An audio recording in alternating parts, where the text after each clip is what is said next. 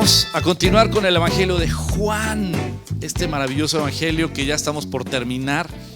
Estamos en la recta final del Evangelio de Juan. Estamos en una etapa muy importante, el clímax del Evangelio. Lo más importante es el propósito por el cual Cristo vino. Y el propósito por el cual Cristo vino precisamente se ve en el Evangelio en estos capítulos, en la muerte y resurrección de Jesucristo.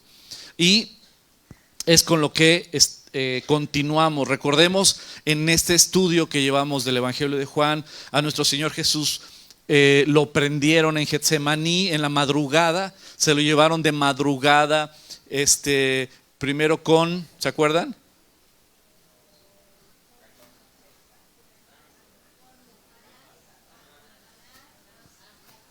¿Con quién? Primero con Anás y después con Caifás. Pero eso fue en la madrugada. Primero con Anás, lo interrogó, se enojaron, lo enviaron con Caifás y se enojó, lo golpearon y ahí empezó la golpiza a nuestro Señor Jesucristo. Luego lo envían con Pilato. Pilato lo entrevista y dice: yo no encuentro nada malo en él. Y cuando se entera Pilato precisamente de que era de Nazaret, ¿qué es lo que dice Pilato? No, es jurisdicción de Herodes. Entonces se lo envía a Herodes. Y Herodes todo emocionado: llegó el predicador famoso que hace milagros, a ver, hazme un milagrito, a ver, échate aquí una magia o algo y hazme algún show, ¿no? Para entretenernos, tú que eres muy famoso y hacías cosas así, a ver, haz algo. Y Jesús no contesta nada y no dice nada. Se enoja Herodes y dice: no, regrésenselo a Pilato. Y llega otra vez con Pilato. Y con Pilato, su esposa le dice a Poncio Pilato: no tengas nada que ver con ese justo, porque yo en la noche he padecido en sueños por su causa. No tengas nada que ver con su muerte. Y entonces empieza a tener temor Pilato, y de repente cuando entrevista a los sacerdotes dicen: no, sí, porque él dice que es hijo de Dios. Y más temor le da Pilato, porque él era politeísta, él creía en muchos dioses. Dice: no, imagínate, él es hijo de dioses. No, entonces le da más temor a Pilato. Dice: es que yo no le encuentro nada por qué matarlo. Ok, en estas fechas se acostumbra que le suelte a un preso. Aquí tengo, y sacó al peor, ¿no? A Barrabás. Es un asesino, es un revoltoso. ¿Sabes qué? ¿A quién quieren que suelte? ¿A un asesino o a Jesús llamado el Cristo? Y todos empiezan a gritar: suelta a Barrabás, suelta a Barrabás. ¿Y qué voy a hacer entonces con Jesús? Crucifícalo, empieza a gritar la gente movida por los sacerdotes. Crucifícalo, crucifícalo. Y él dice: yo no quiero tener nada que ver con la sangre de este inocente. Y se lava las manos en frente del pueblo. Dice: yo no voy a tener nada que ver con la sangre de este inocente. Y el pueblo contesta según Mateo: sea su sangre sobre nosotros y sobre nuestros hijos. Y entonces Pilato lo entrega para ser sacrificado. Lo torturan, lo golpean, lo latiguean con esos látigos que ya habíamos platicado, que eran tiras de cuero, donde en la punta tenían pedazos de plomo y tenían pedazos de uñas o de huesos afilados, que cuando golpeaban no solo golpeaba el plomo, sino también se encajaba la uña de animal o también el hueso afilado y arrancaba la piel cuando jalaban. Nuestro Señor Jesucristo fue torturado a un grado brutal, y después de torturarlo lo entregó para ser sacrificado. Lo crucifican al lado de dos ladrones, ¿se acuerdan? Uno se burlaba: si tú eres el Hijo de Dios, sálvate y sálvame a nosotros también. Esa voz, ¿dónde la he escuchado? Si tú eres el Hijo de Dios, haz esto. ¿Dónde lo he escuchado? En Mateo también, cuando nuestro Señor Jesucristo se fue al desierto a ayunar durante 40 días. Y que Satanás, cuando ya estaba más débil, Satanás se presentó: si tú eres el Hijo de Dios, haz que estas piedras se conviertan en pan. Si tú eres el Hijo de Dios, ¿te acuerdas? Y es lo mismo que el día de hoy, la misma frase que el día de hoy muchos siguen repitiendo: si en verdad eres Dios y si en verdad te importo, a ver que me den ese trabajo, a ver sana a mi papá, a ver dame esta chamba, a ver que esta chava me diga que sí. ¿Sabes? Si eres el Hijo de Dios y ya sabes de dónde viene esa voz. Y uno se burlaba diciendo: si eres el Hijo de Dios, bájate. Y el otro tenía temor. El otro decía: ¿cómo no temes? Ni aún nosotros estando en esta condición, porque tú y yo sí nos lo merecemos. Pero él no. Él no se merece estar aquí. Y él decía: acuérdate de mí cuando estés en tu reino.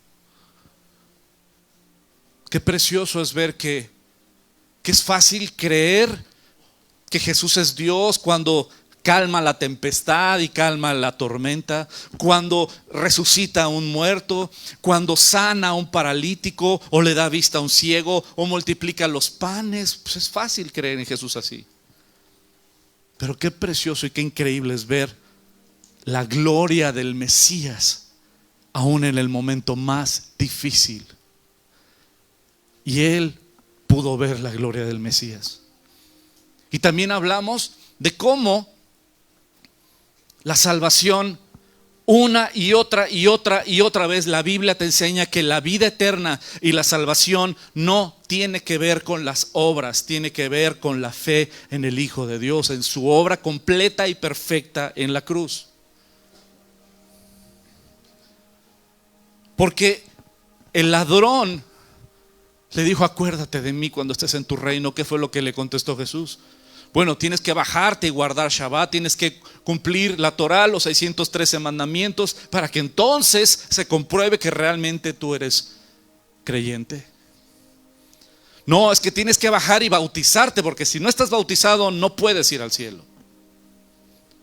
No, es que tienes que bajarte y tienes que chutarte el discipulado 1, 2 y 3, ¿no? El curso de liderazgo, porque entonces no. Nada de eso. Era pecador, estaba muriendo por sus delitos y pecados, y ahí en la cruz él declaró: yo creo en ti. Y él dijo: hoy estarás conmigo en el paraíso. Y eso lo vimos anteriormente. Y ahora continuamos con otra parte. Mateo capítulo 19 versículo 23 dice: cuando los soldados hubieren crucificado a Jesús, tomaron sus vestidos e hicieron 4 partes. Ahora, cuando había la crucifixión no es como nos pintan en los cuadros o también en las películas o en los crucifijos. No era así. No tenían un taparrabos. Los crucificaban completamente desnudos. Porque no solo era tortura, sino era humillarlos lo más posible. Y nuestro Señor Jesucristo murió completamente desnudo en la cruz. Y los soldados estaban repartiendo la ropa. Y ahí me acordé cuando estaba viendo cómo se repartían la ropa y nuestro Señor Jesucristo estaba completamente desnudo ahí en la cruz muriendo. Me acordé de Romanos, que en Romanos habla de que por culpa del primer Adán todos morimos, pero en el segundo Adán todos somos vivificados.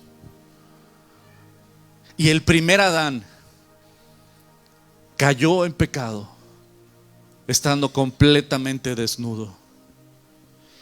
Y el postrer Adán, el Hijo de Dios, pagando la vergüenza y el pecado de la humanidad, completamente destrozado y desnudo en esa cruz, cargando mi vergüenza en esa cruz. Y luego hicieron 4 partes para cada soldado. Tomaron también su túnica, la cual era sin costura, de un solo tejido de arriba abajo. Entonces dijeron entre sí: no la partamos y no echemos suerte sobre ella, a ver de quién será, ¿no? Esto fue para que se cumpliese la escritura que dice: repartieron entre sí mis vestidos y sobre mi ropa echaron suertes, y así lo hicieron los soldados. Y esto es el Salmo 22. El Salmo 22 lo escribió el rey David. Y no se sabe exactamente en qué fecha el rey David escribió este salmo. No hay datos así, ni los historiadores se ponen de acuerdo. Sin embargo, sí es aproximadamente más de 1000 años atrás. Y hace 1000 años antes de Cristo, el rey David escribió el Salmo 22, que es un salmo profético. Es un salmo que describe lo que Jesucristo iba a vivir. Y David no lo vivió. Y voy a leer un pasaje: porque perros me han rodeado, me ha cercado cuadrilla de malignos, horadaron, perforaron mis manos y mis pies. David nunca fue perforado de sus manos y sus pies. Nunca vivió todo lo que él escribió en el Salmo 22. Y sin embargo él estaba hablando no de sí, sino estaba hablando 1000 años antes de lo que el Cristo, el Mesías, iba a vivir. Contar puedo todos mis huesos, entre tanto ellos me miran y me observan. Repartieron entre sí mis vestidos y sobre mi ropa echaron suertes.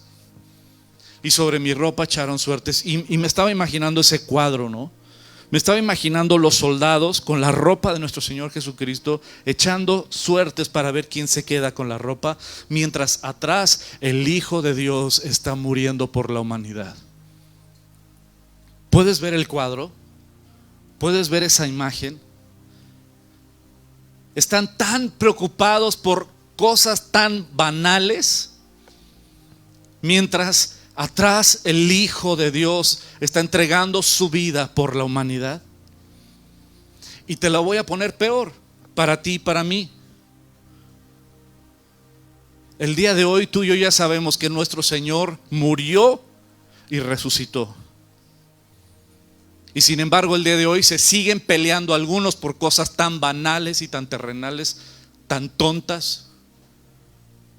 Aún entre hermanos se pelean por cosas tan tontas, tan banales. Entre hermanos en la fe también. Cristo ya murió y resucitó. ¿Por qué perdemos el tiempo en tantas discusiones tan tontas? Juan 19:25, estaba junto a la cruz de Jesús su madre y la hermana de su madre, María, mujer de Cleofas, y María Magdalena. Y ahorita nada más me voy a enfocar en dos personajes. Uno, por supuesto, María, la madre de Jesús, y la otra, María Magdalena. Y quiero tocar brevemente María Magdalena porque va a ser un personaje que posteriormente vamos a volver a tocar en la resurrección de Jesucristo. Ahora, quería tocarlo porque María Magdalena le han hecho tanta fama negativa. Dicen que era prostituta, que fue la que se puso a llorar en los pies de Jesús, que fue la que del adulterio. ¿Han escuchado esas cosas? Oye, pobre, le han sacado un currículum que dice: ¿y de dónde salió todo eso? Lo que sí dice la Biblia es que Jesús le sacó 7 demonios. Ahí no más. Pero ¿sabes qué? Eso es lo que dice la Biblia, que era endemoniada y Jesús la liberó y se hizo una discípula de Cristo, que caminó con Él, que sirvió con Él y estuvo al pie de la cruz. Y también fue a la primera que Jesucristo se le aparece en la resurrección. Un personaje maravilloso. Pero hoy me voy a enfocar más en la madre de Jesús, en María. Su nombre original en hebreo es Miriam. El nombre común es María, así lo traducen nuestras Biblias, como María. Y vamos a tocar varios puntos sobre el tema de María. Pero antes quiero tocar un tema que también es triste. Está Jesús muriendo en esa cruz. Y la lista que viene ahí es que son las Marías. Es decir, está la madre de Jesús, está María Magdalena, está también la otra María, pero también ahí está Juan, el discípulo. Y mi pregunta es: ¿y dónde están los discípulos de Jesús? ¿Dónde estaban todos los discípulos? ¿Dónde está Pedro? No que muy sácale punta, que yo contigo hasta la muerte. No, que yo. ¿Dónde estás, Pedro? Caminaste sobre el mar. Viste a Jesucristo resplandecer. Lo viste hablando con Moisés y con Elías. Escuchaste la voz del Padre diciendo: este es mi Hijo amado. Viste resucitar a Lázaro. Viste cómo multiplicó los peces y los panes. Viste cómo le dio vista a los ciegos, sanó leprosos. Pedro, ¿dónde estás? Y el resto de los discípulos, ¿dónde están? Cristo está muriendo, sufriendo en esa cruz. ¿Y dónde está la gente? ¿Dónde están los discípulos? ¿Dónde están los leprosos que fueron sanados? ¿Dónde están los ciegos que recibieron vista? ¿Dónde está Lázaro que resucitó? ¿Dónde están todos los demás? Yo veo una lista tan cortita abajo de la cruz de mi Señor. ¿Dónde están los que fueron sanados?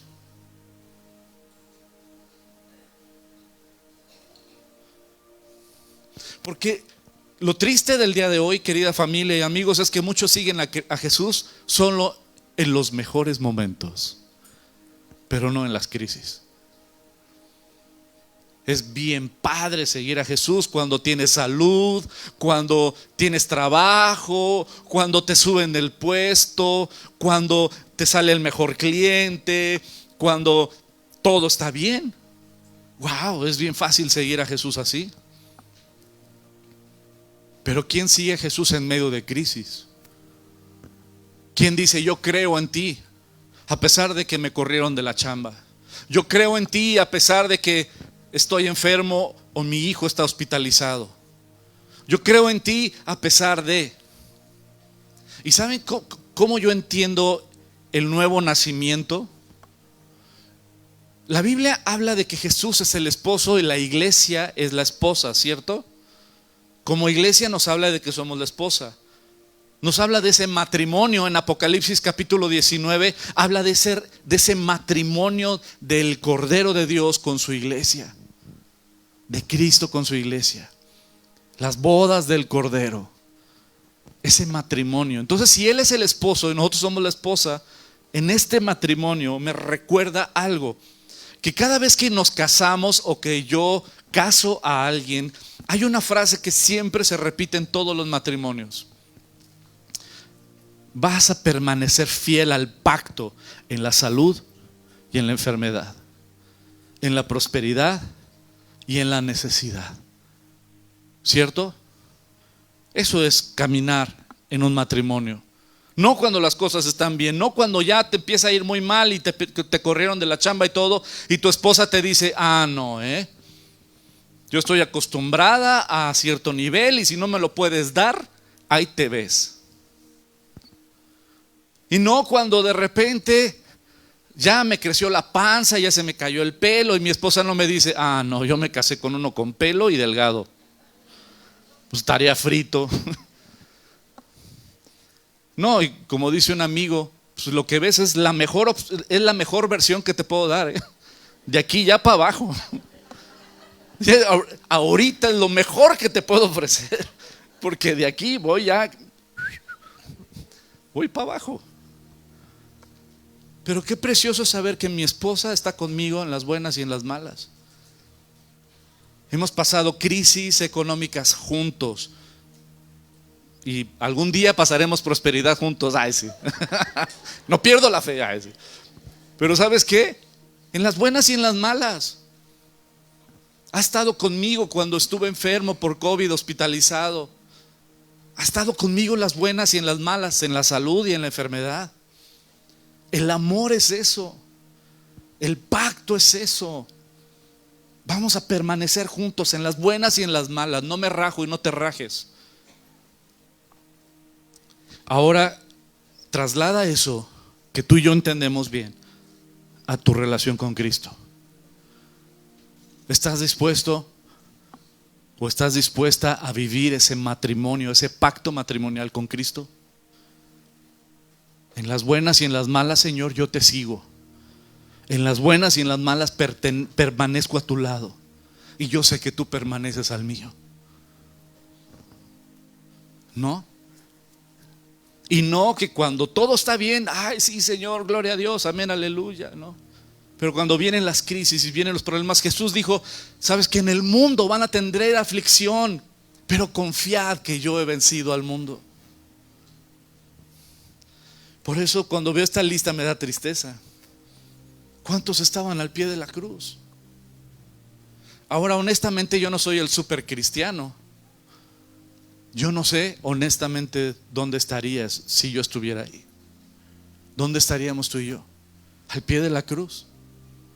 ¿O escondidos? Y ahora vamos a María, la mamá de Jesús. Y es algo muy importante, es mamá de Jesús, no es mamá de Dios. Eso es algo súper importante, porque si fuera mamá de Dios, entonces no sería Dios, porque Dios es eterno y no tiene madre. Dios es eterno. Y ella, María, es mamá de Jesús. Fue a la que Dios eligió para que a través de ella naciera Dios mismo, hecho hombre. Y una de las oraciones más hermosas de la Biblia es precisamente de María, en Lucas capítulo 1. Y vamos a leer esta oración maravillosa de María. Cuando se entera que está embarazada, bueno, no cuando se entera, cuando ya está embarazada y va a ver a su tía o prima, y la va a ver y dice, entonces María dijo, engrandece mi alma al Señor. Fíjate la oración de María. Engrandece mi alma al Señor, y mi espíritu se regocija en Dios, mi Salvador. María reconoce que necesita la salvación de Dios. Mi espíritu se regocija en Dios, mi Salvador, porque ha mirado la bajeza de su sierva. Pues he aquí, desde ahora me dirán bienaventurada todas las generaciones, porque me ha hecho grandes cosas el poderoso. Santo es su nombre, y su misericordia es de generación en generación a los que le temen. Hizo proezas con su brazo, esparció a los soberbios en el pensamiento de sus corazones, quitó de los tronos a los poderosos y exaltó a los humildes, y a los hambrientos colmó de bienes y a los ricos envió vacíos. Socorrió a Israel su siervo, acordándose de la misericordia de la cual habló a nuestros padres para con Abraham y su descendencia para siempre. Esa es la oración de María directamente, ella orando, exaltando a Dios. Y ahora quiero que te imagines esto: María exaltando a Dios cuando estaba embarazada y sentía las pataditas. Todas las mujeres que están aquí, que han tenido hijos, saben lo que es tener un bebé en tu vientre y que se mueva. Y las pataditas, los que somos esposos nada más sentimos la manita, ¿verdad? Yo lo único que puedo sentir es la solitaria que se me mueve. Ya ni tan solitaria, para mí que traen una fiesta allá adentro. Pero literalmente imagínate a María, el haber tenido al Hijo de Dios en su vientre. Después nace nuestro Señor Jesús, ese bebecito, y va al templo a cumplir la ley. Y había dos leyes que tenía que cumplir. Una, si era un hijo varón y era el primogénito, tenía que llevarlo al templo para redimirlo, porque dice el Señor en su palabra, en la Torah, que el hijo varón primogénito tenía que ser consagrado al Señor. Y si querían redimirlo, tenían que llevar o tórtolas, o dependiendo su economía. Pero también había otra ley que tenía que cumplir María, que cuando ya daban a luz, se esperaban ciertos días, no me acuerdo si eran 40, creo 40 días o 50 días, era 40 creo, y tenían que ir al templo para presentarse ya después de ese periodo de tiempo, para que el rabino o el sacerdote pudiera decirle a la mujer, ya eres pura otra vez. ya puedes regresar con tu marido. Entonces, esas dos leyes tiene que cumplir María. Y aquí en Lucas capítulo 2 describe ese momento donde José y María van al templo para cumplir la ley. Y dice en Lucas capítulo 2 versículo 25: He aquí había en Jerusalén un hombre llamado Simeón, y este hombre justo y piadoso esperaba la consolación de Israel, y el Espíritu Santo estaba sobre él. Y le había sido revelado por el Espíritu Santo que no vería la muerte antes de que viese al ungido del Señor. La palabra ungido en hebreo es la palabra Mesías, y en griego es la palabra Cristo. Entonces Cristo, Mesías, ungido es la misma palabra.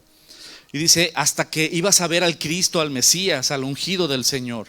Y movido por el Espíritu vino al templo, y cuando los padres del niño Jesús lo trajeron al templo para hacer por él conforme al rito de la ley, él, Simeón, él le tomó en sus brazos y bendijo a Dios diciendo: ahora, Señor, despides a tu siervo en paz conforme a tu palabra, porque han visto mis ojos tu salvación, la cual has preparado en presencia de todos los pueblos, luz para revelación a los gentiles y gloria de tu pueblo Israel. Y José y su madre estaban maravillados de todo lo que decía de él. Y los bendijo, Simeón los bendijo y dijo a su madre María: He aquí, este está puesto para caída y para levantamiento de muchos en Israel, y para señal que será contradicha. Y fíjate el versículo 35: Y una espada traspasará tu misma alma.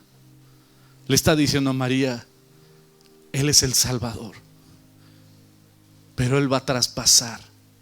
Una espada va a traspasar tu corazón y tu alma. Y yo veo este cumplimiento precisamente, María al pie de la cruz, viendo ser destrozado su hijo. Si tú eres mamá o aún como papá, si te ha tocado que tengan que operar de emergencia a tu hijo o a tu hija, o han llegado a tener un accidente tu hija o tu hijo, y estás viendo sufrir a tu hijo o a tu hija, te duele hasta el alma, te duele hasta lo más profundo, y quisieras que no sufriera tu hijo o tu hija. Ahora imagínate lo que María estaba viviendo ahí.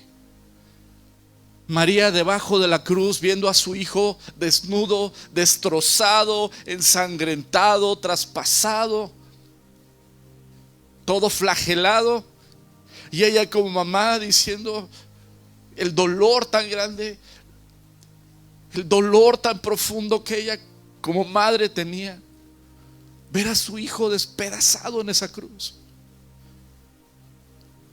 Yo no me imagino el dolor de ella, el dolor tan profundo al ver a su hijo humillado, despedazado ahí. Aunque ella ya sabía el propósito, no importa. El dolor que ella debió haber sentido es brutal.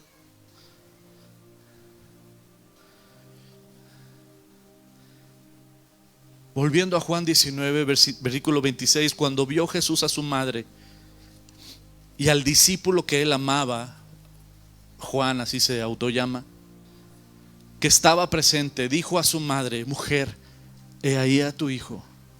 Y después dijo al discípulo: he ahí a tu madre. Desde aquella hora el discípulo la recibió en su casa. Y de este pasaje, tristemente, han sustentado toda una doctrina que no tiene fundamento alguno. De este pasaje precisamente. Pero tenemos que entender el contexto para entender a qué se refiere este pasaje. Si tú quieres entender la Biblia, solo puedes buscar la respuesta ¿en dónde? En la Biblia. Y un pasaje, una doctrina no se puede sustentar en un pasaje. Una doctrina la apoya toda la Biblia. Y vamos a ver algunos aspectos precisamente de la familia de Jesús, de María. Y vemos en Mateo capítulo 13, versículo 54. Nos vamos a regresar en el tiempo. Estábamos en la crucifixión. Nos vamos a regresar en el tiempo cuando Jesús está empezando a predicar. Jesús apenas está empezando a predicar. Y dice, y venido a su tierra les enseñaba en la sinagoga de ellos, de tal manera que se maravillaban. Y decían, ¿de dónde tiene esta sabiduría? Jesús iba a una sinagoga, a una congregación, y predicaba y enseñaba. Entonces la gente del pueblo de donde él había crecido decían, oye, pero ¿de dónde salió? Pues es hijo de un carpintero. ¿Cómo es que él tiene tanto conocimiento y cómo sabe tanto de la Torá y de los profetas? Si es un hijo de un carpintero. Él no fue a una escuela rabínica, no fue a un instituto bíblico para las naciones. No, él ¿de dónde tiene este conocimiento? Y dicen, ¿de dónde tiene esta sabiduría y estos milagros? Y ellos preguntaban, ¿no es este el hijo del carpintero? ¿No se llama su madre María y sus hermanos Jacobo, José, Simón y Judas? ¿Y no están todas sus hermanas con nosotros? ¿Quién está hablando? Los que conocen a la familia, los que son del pueblo, los que se sorprendían que Jesús tuviera ese conocimiento y esa revelación. Y empezaron a hablar de la familia, del núcleo de la familia de Jesús. Pero su papá es José, el carpintero, ¿no? Es como decir, ay, pues, ¿de dónde este cuate tiene tanto conocimiento? ¿Que no es vecino de Doña Chole del pozole? ¿No? Y es primo hermano del que vende tamales. Si yo lo conozco, conozco a su familia y conozco que tiene un local ahí en el mercado. O sea, es gente que se conoce del pueblo. Es gente que se conoce. Y ellos estaban sorprendidos porque decían, ¿cómo es posible que este hijo de carpintero tenga ese conocimiento rabínico que no es popular? El día de hoy todo el mundo puede tener conocimiento a través de ChatGPT, ¿no? O de Google, o de no sé, tantas páginas. Pero en esa época solo tenías conocimiento si ibas a un instituto rabínico. Y él era un hijo de un carpintero.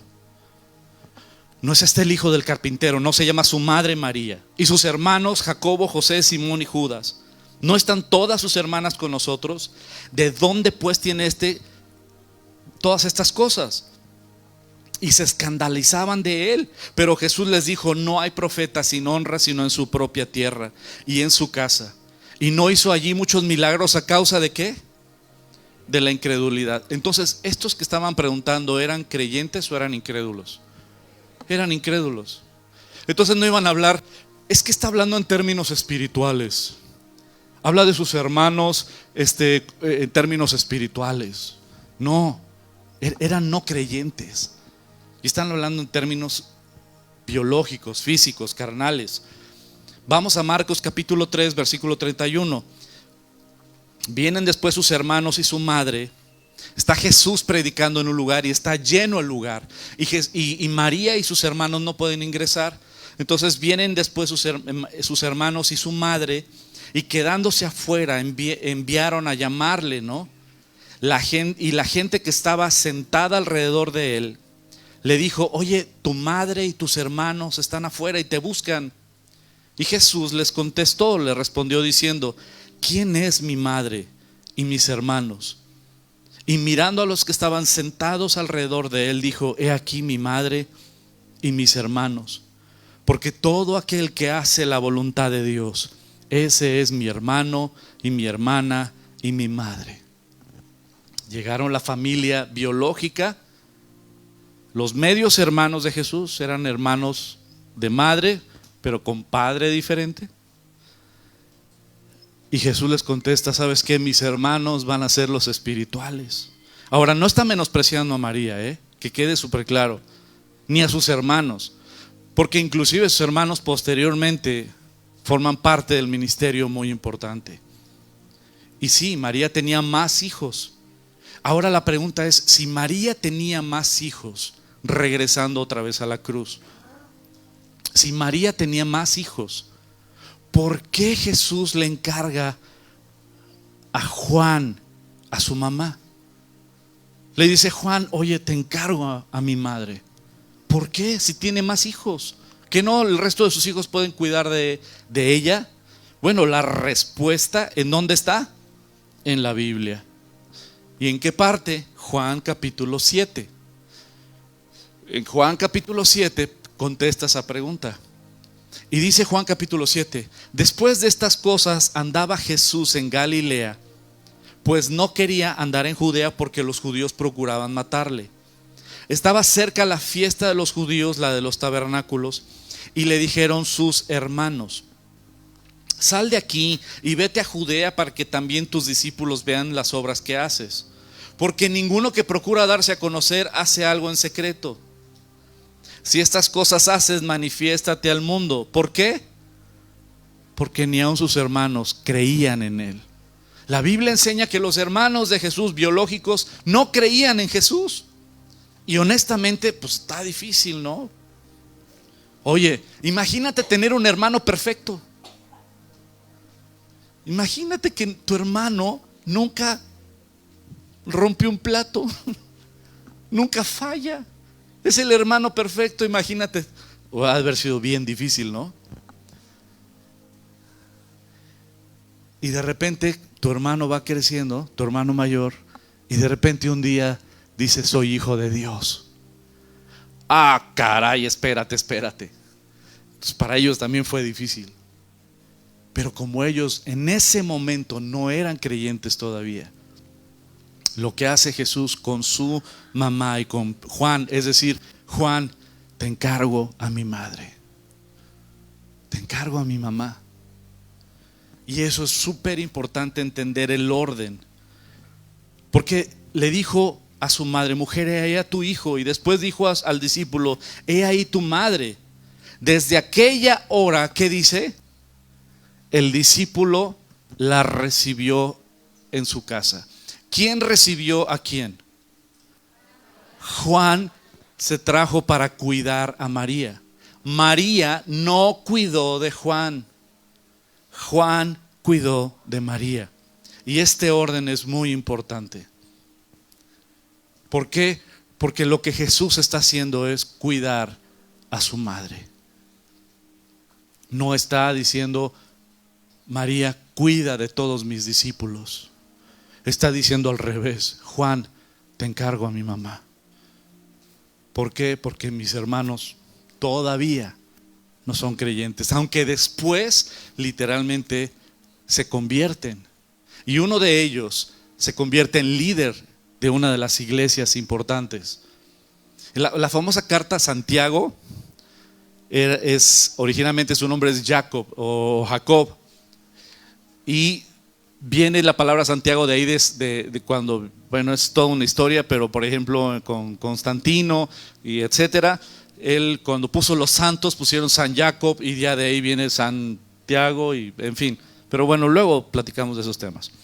Pero el punto aquí es que Jesús le encarga a su mamá, a Juan: cuida de mi mamá. Y esto habla mucho de Jesús y habla mucho de Juan.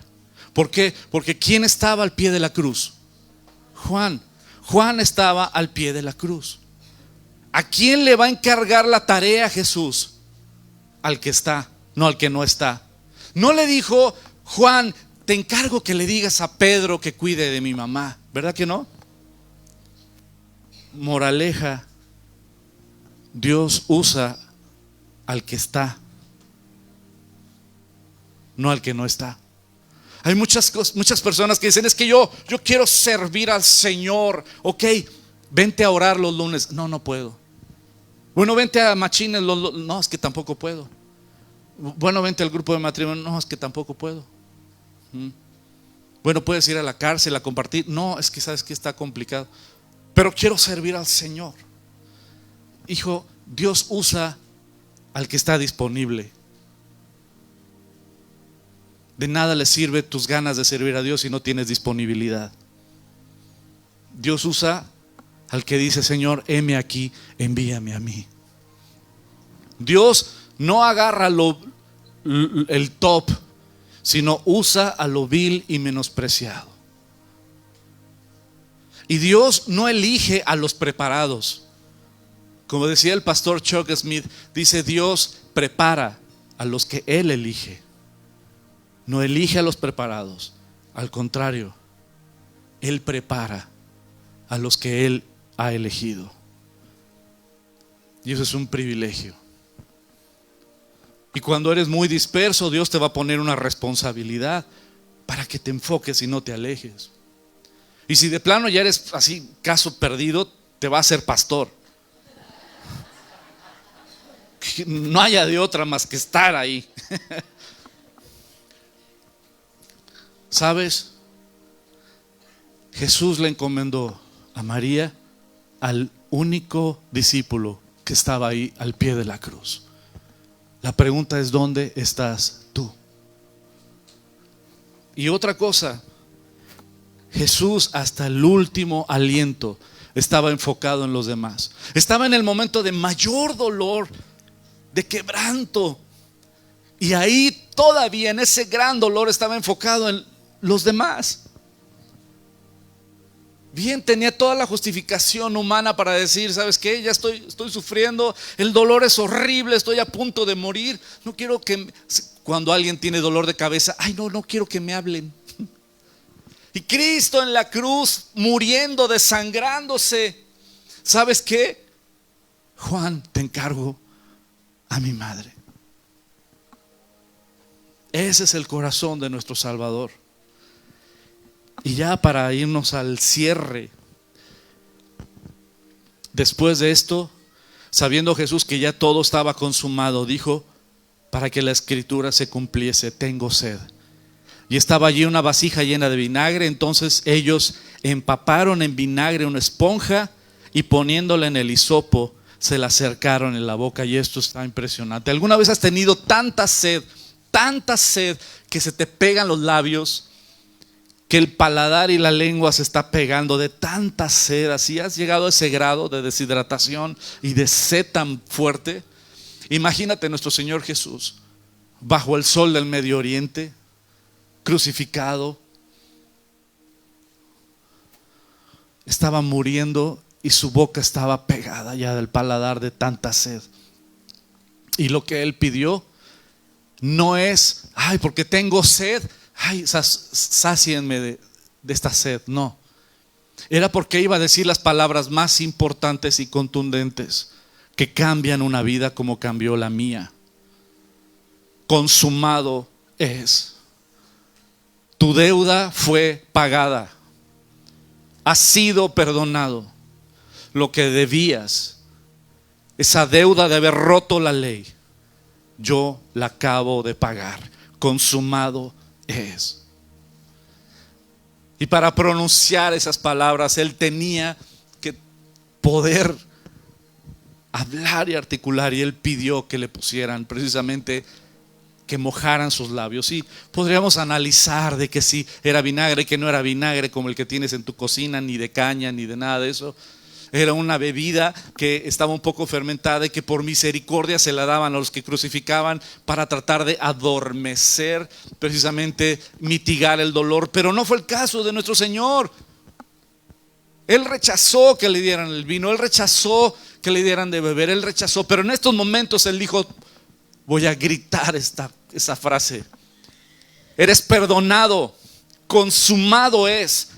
La deuda se pagó, la he pagado.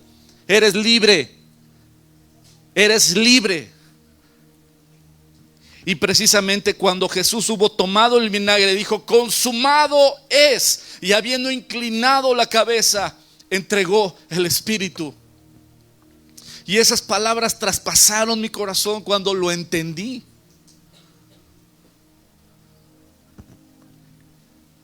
No sé en qué hayas estado tú metido, pero yo sí sé mi pasado. Yo sí sé mi pasado. Y cuando escuché: eres perdonado, eres perdonado,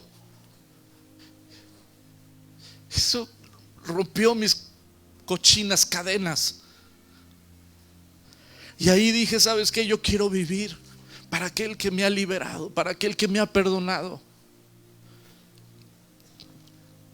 Consumado es. Mi deuda fue pagada en esa cruz.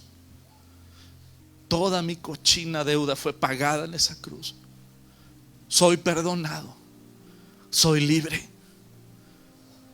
Colosenses 2:14 dice: y a vosotros, estando muertos en pecados y en la incircuncisión de vuestra carne, os dio vida juntamente con Él, perdonándoos todos los pecados y anulando el acta de decretos que había contra vosotros y que nos era contraria, quitándola de en medio y clavándola en la cruz.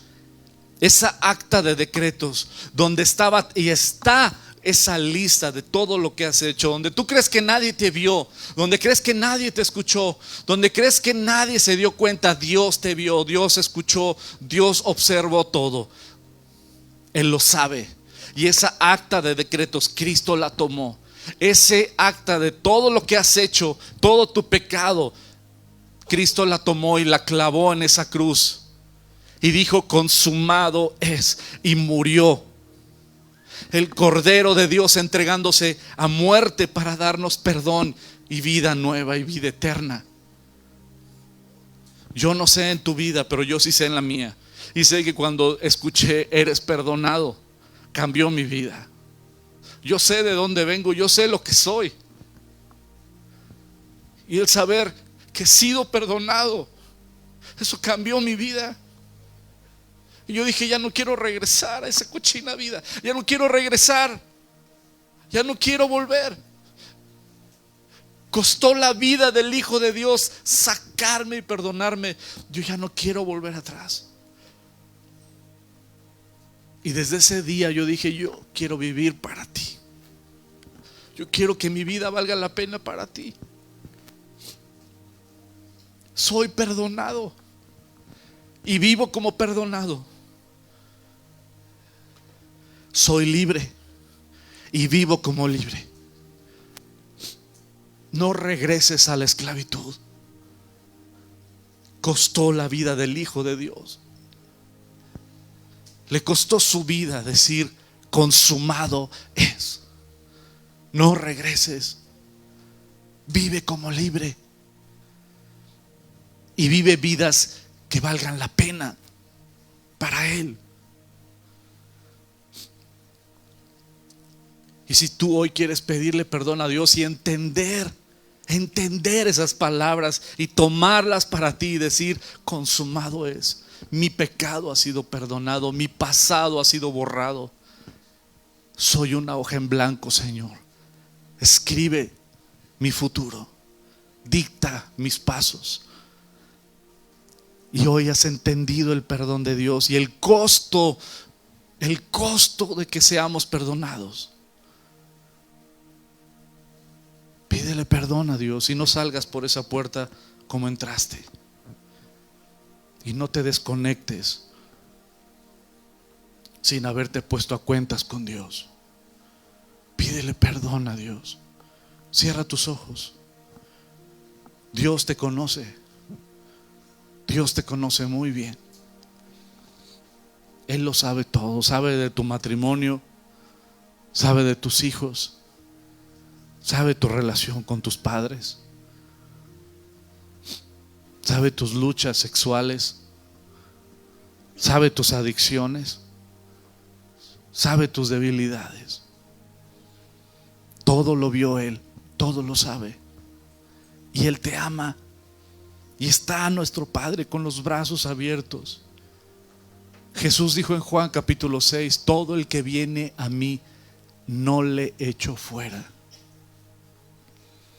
Tal y como estás, no esperes tratar de arreglar tu vida para venir a Cristo. Así como estás, en tus delitos y pecados, ven a Cristo. Cree que en esa cruz Él pagó tu deuda. Él pagó todo tu pecado, tu pasado. Y en Él hay una nueva vida. En Él hay vida eterna y nueva vida. Conoceréis la verdad y la verdad los hará libres. ven a Jesús. Jesús dijo, yo soy el pan de vida. El que a mí viene no tendrá hambre.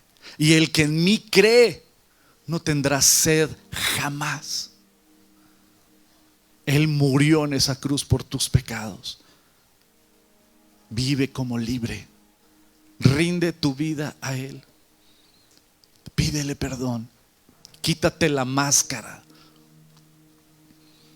Y ven a Jesús. Y dile, Señor, perdóname. Dile, Señor, perdóname. Sálvame. Cambia mi corazón. Límpiame.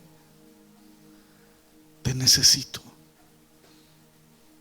Te entrego mi corazón. Te entrego mi vida, mi mente, mis manos. Límpiame. Rescátame, Señor. Yo te necesito. Gracias por haber entregado tu vida por mí en esa cruz. Y por haber pagado todo mi pecado. Ayúdame a caminar en libertad, tomado de tu mano, y que nada ni nadie me aleje de ti. Que mi vida valga la pena para ti. Y gracias, Padre, por tu Hijo Jesucristo. Amén. Amén. Consumado es, amada familia, amigos. Nuestra deuda fue pagada en esa cruz. Y hay vida eterna y vida nueva en el Hijo de Dios. Que la gracia y la misericordia de Dios los acompañe toda la semana. Empieza bien el año. Ven a estudios bíblicos.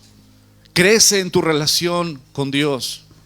Fortalece tu relación con Dios. Crece. Mañana hay grupo de oración, 8 de la mañana, 5:30 el grupo de mamás orando por sus hijos, 8 de la noche el grupo de hombres, vente al grupo de machines. Crezcamos. El miércoles hay grupo de mamás orando por sus hijos a las 8 de la mañana, 8 de la noche el grupo de matrimonios. Ven a estudios bíblicos. El martes grupo de mujeres, viernes grupo de mujeres.